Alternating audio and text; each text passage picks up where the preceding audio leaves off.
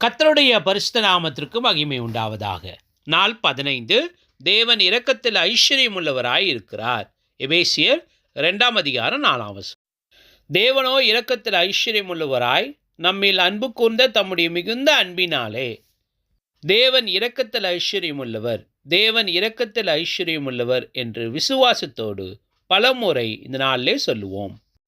தேவனுடைய இரக்கம் உங்கள் கடந்த காலத்தை விட பெரியது. அவருடைய கிருபையை நம்பி பழைய பாவ வாழ்க்கையை விட்டு விலகி கிறிஸ்துவில் புதிய வாழ்க்கையை தொடருங்கள்.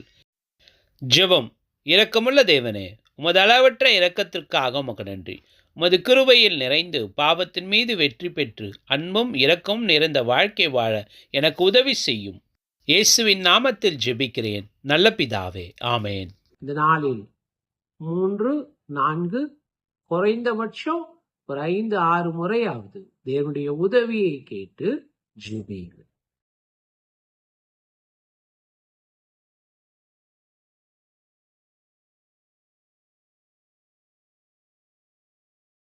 இந்த நாளிலே பேராசை என்னும் பாவத்தை குறித்ததான வசன பகுதிகளை தியானித்து பார்ப்போம்.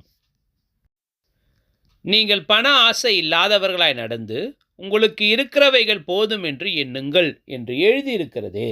எபிரேயர் 13:5. நமது ஆண்டவர் சொன்னது போல நாம் சொல்வோம். இந்த வசனத்தை மனப்பாடம் செய்யுங்கள்.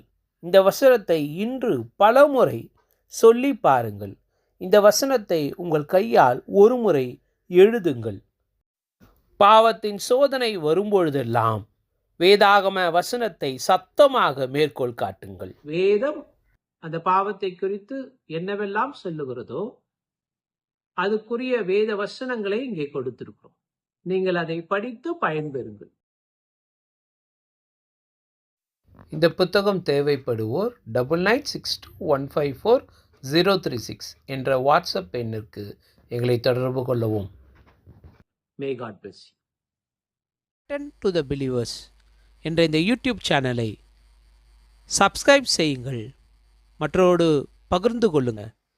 தேவன் உங்கள் ஒவ்வொருவரையும் ஆசீர்வதிப்பார். May God bless you.